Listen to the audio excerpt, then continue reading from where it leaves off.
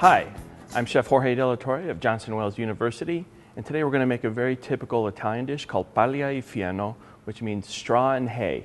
And you get that name from the two types of pastas, a spinach pasta and a egg pasta, so it has the hay and the straw feel to it.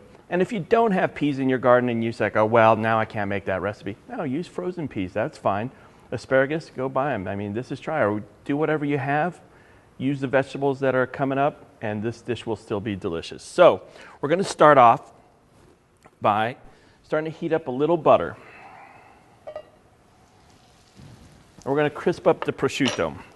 So prosciutto is a dry cured pork product. You can use ham if you want. You can make it vegetarian by leaving this out. But it's a nice contrast. It's very salty, so it has a nice flavor.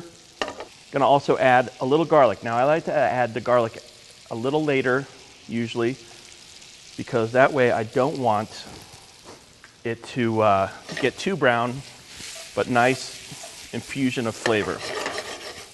So the garlic's starting to brown, crisp up. I cut it thinly so it's gonna do quickly. What I did was I blanched the asparagus and the peas to give it that nice crisp, so I blanched and then shocked it. And shocking means that you want to put it in some ice cold water, and it really keeps that nice green color. So you want a nice visual, obviously, on any plate. So I'm going to add these.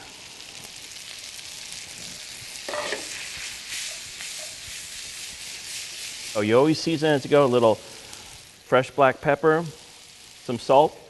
Very little salt. You want to adjust later. Remember, the prosciutto is very salty, but what's going to tone it down a little is the addition of cream. So we're going to add the cream. We're going to turn it down to a low. Here you go. Thank you. Welcome, Chef. And let it cook. In the meanwhile, I have some water boiling. I already cooked off this pasta, and now I'm just reheating it. I tossed it in a little olive oil so they wouldn't stick together. But now I'm just going to give them a quick reheat. Here you go. Thank you. Thank you, Chef.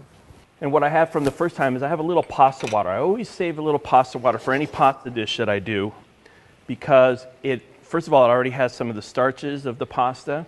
It helps thicken a sauce, but also if you want, if this got too thick, you could thin it out a little because it is liquid, but it helps in the process.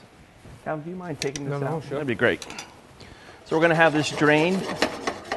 Calvin's going to help me out. Thank you. Little fresh parm. We'll add a little at the end. So here we have the pasta mixed together. So we're going to mix it around, get the sauce all around. I see that it's thickening a little, so I'm going to add that pasta water and help it. And I can turn off the heat. Everything's hot now. The pasta was already hot. The sauce was hot. Don't want to overcook. I'm a big black pepper fan, so I always like to add a little more black pepper, but you do it the way you like it. It's your dish.